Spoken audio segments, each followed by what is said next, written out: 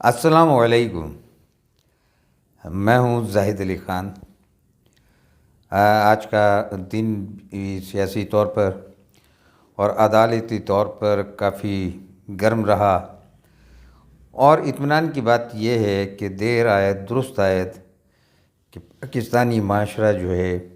آہستہ آہستہ ارتقائی منازل کی طرف بڑھ رہا ہے، بہتری کے آثار نظر آنا شروع ہو گئے ہیں، اور وہ لوگ، وہ آشفتہ سر جو اس معاشرے میں قانون اور آئین کی بالادستی، سول بالادستی کا پرچار کرتے رہے ہیں، اس کے لیے قربانیاں دیتے رہے ہیں، وہ اپنی زندگی میں بدلتا ہوا ماحول دیکھ رہے ہیں۔ ایسے ہی لوگوں میں ایک میں بھی ہوں۔ مجھے خوشی ہے کہ میں اپنی زندگی کے اندر پاکستان میں جو ہے سیاسی ماحول، عدلیہ کا ماحول اور نظام جو کہ جس نے 74 سال سے پاکستان کو جکڑا ہوا ہے، اس کی رفتہ رفتہ شکست کھاتے ہوئے دیکھ رہا ہوں۔ آج اس کی کئی مثالیں سامنے آئیں، اور سب سے اہم مثال ایک ہمارے ہاں کے ایک فاشسٹ جو چہرہ آج سارا دن ٹی وی اسکرین پر آپ نے دیکھا ہوگا، وہ کھل کر عوام کے سامنے آ گیا۔ لوگوں کو پتہ چل گیا کہ پاکستان کے یہ حالات کس وجہ سے اور کیسے غلط لوگوں کے انتخاب کی وجہ سے یہاں تک پہنچے ہیں، اور اب پاکستان کو پاکستان کے عوام کے حوالے کرنے کی طرف کا سفر شروع ہو گیا ہے۔ اب کسی ادارے کے ہاتھ میں یہ بات باقی نہیں رہے گی اپنے گملوں میں پنیری اگائے اور پھر اسے سرکاری وسائل پر، قوم کے خزانے کے وسائل پر مصنوعی ٹویٹر اکاؤنٹس، مصنوعی یوٹیوب چینلز، مصنوعی لائکس، سبسکرائبرز اور اس طرح کے جعل سازیوں کے ذریعے اور میڈیا ہاؤسز پر جو ہے دھونس اور دھاندلی کے ذریعے صبح سے شام تک منفی پروپیگنڈا کے ذریعے جو ہے لوگوں کے ذہن میں زہر بھر سکے۔ اب پاکستان کے اندر کوئی 5th جنریشن وار جیسا فراڈ دوبارہ ہونے کا کوئی امکان نہیں ہے، اور جو لوگ آج بھی اس فاشسٹ ذہنیت رکھنے والے شخص اور اس کی جو ہے حمایت میں کمر بستہ ہیں، آپ ان پر صرف 4 حرف بھیج کر جو ہے توجہ اس طرف کر لیا کریں کہ جہاں تبدیلیاں دیکھنے کو مل رہی ہیں۔ جو ذہنی طور پر جو کمزور لوگ ہیں اور جو ذہنی طور پر ناکارہ لوگ ہیں، وہ صرف اس سائٹ پر کھڑے ہوئے ہیں جو 2014 سے سلسلہ شروع ہوا تھا۔ ان کے ذہن ایسے بدلے، صبح سے شام تک انہوں نے اپنا تو سوچنا نہیں تھا، وہ پہلے بھی سوشل میڈیا دیکھ کر ذہن بنایا تھا انہوں نے، ٹی وی دیکھ کر،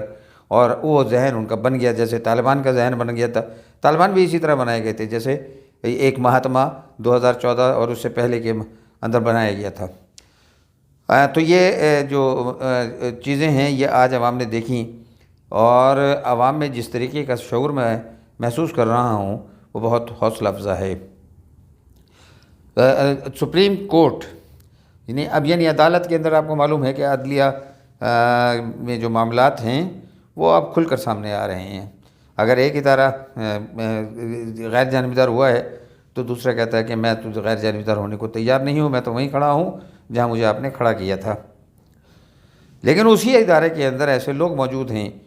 جو آئین کی سربلندی کے لیے سرگرم ہیں، اور آج جو ہے جو از خود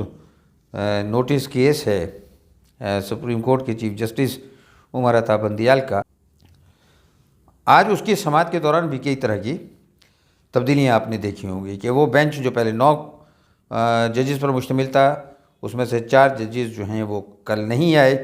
5 رہ گئے، اور جو آج وہ ان 5 میں سے بھی 2 کو تبدیل کر دیا گیا۔ جسٹس اطہر من اللہ کو تو شاید اس وجہ سے تبدیل کر دیا ہوگا کہ انہوں نے بڑے اپنے ڈائسینٹنگ نوٹ 23 مارچ کے جو چیف جسٹس کا فیصلہ تھا اس پر جو ڈائسینٹنگ نوٹ لکھا، اس میں انہوں نے واضح لکھا کہ یہ تو فیصلہ جو ہے اس فیصلے سے بہت مختلف ہے جو عدالت میں ڈکٹیٹ کرایا گیا تھا، اور یہ سچ بولنا جو ہے شاید ان کے لیے جو ہے انہیں ناپسند آیا چیف جسٹس صاحب کو۔ انہوں نے جسٹس اطہر من اللہ کو آج بینچ میں شامل نہیں کیا، ان کی جگہ دوسرے جج صاحب کو شامل کر لیا۔ لیکن جسٹس یحییٰ آفریدی کیوں نہیں تھے؟ اس کے بارے میں مجھے نہیں معلوم، اور نہ ہی کوشش کے باوجود مجھے پتہ چل سکا ہے کہ وہ کیوں تبدیل ہوئے، لیکن تبدیل اسی لیے ہوئے کہ وہ ہم خیال ججوں میں شامل نہیں ہے۔ آپ کو پتہ ہے کہ ہم خیال کا لفظ بڑا درست استعمال ہو رہا ہے سپریم کورٹ اور ہائی کورٹ جو ہے کے حوالے سے، کہ آپ دیکھیے کہ جو سپریم کورٹ کے ایک جج ہیں اظہر حسین رضوی صاحب، میں نے آج ان کا نام پہلی مرتبہ سنا ہے، لیکن بچے کو چند ججز سپریم کورٹ کے ایسے ہیں جن کے نام یاد آ چکے ہیں، اور ایک مخصوص حلقے کا جو جتنے بھی کیسز ہیں وہ گزشتہ طویل عرصے سے دہائی سے وہ سنتے آ رہے ہیں، اور آج تو سپریم کورٹ کے ایک جج نے خود یہ کہہ دیا کہ بینچ بنتا ہے تو لوگوں کو معلوم ہوتا ہے کہ فیصلہ کیا آئے گا، اس سے بڑے بھی کوئی چارج شیٹ ہو سکتی ہے۔ دوسرا، آج بینچ کیسے بنتے ہیں، اس حوالے سے آج دو سپریم کورٹ کے معزز جج صاحبان کے ڈویژن بینچ نے، ڈبل بینچ نے جو ہے سپریم کورٹ کے رجسٹرار کو طلب کیا اور اسے کہا کہ اپنی وہ فائل لے کر آؤ جس میں یہ طریقہ کار وضع ہو کہ بینچ کیسے بنتے ہیں، مقدمات کیسے لگتے ہیں۔ وہ صاحب پیش ہوئے، لیکن وہ اس ڈبل بینچ کے کسی سوال کا کوئی جواب نہیں دے سکے، یہاں تک کہ اس ڈبل بینچ نے یہ بھی کہا کہ سپریم کورٹ کا رجسٹرار آفس کے کام کرنے کا طریقہ شفاف بالکل نہیں ہے۔ اس سے زیادہ تبدیلی اور آپ کیا چاہتے ہیں؟ یہ تبدیلی ہے کہ لوگ اب کیونکہ سب کچھ عیاں ہو چکا ہے اور اب لکیر کے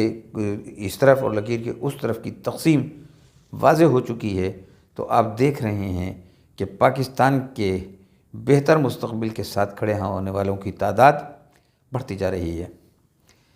اب land mafia, real estate mafia اور اداروں کے پالے ہوئے لوگ جو ہیں ان کے دھتکارے جانے کا وقت قریب آ رہا ہے۔ یہ جو اسقط نوٹس کیس کا فیصلہ آج محفوظ کیا گیا ہے وہ کل سنایا جائے گا 1 مارچ کو۔ یہ فیصلہ کچھ بھی ہو، میرے نزدیک تو یہ فیصلہ نہیں ہوگا اور فیصلہ جو ہے وہ پارلیمنٹ پہ چھوڑ دیا جائے گا، لیکن اگر اس کے الٹ ہوتا ہے اور سپریم کورٹ کوئی تاریخ دے دیتی ہے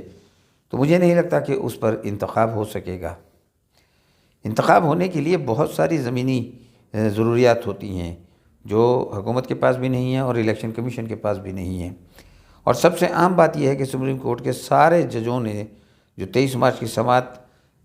والے 9 رکنی بینچ میں شامل تھے، ان سب نے یہ ان میں اور بلکہ اکثریت نے یہ بات پوچھی ہے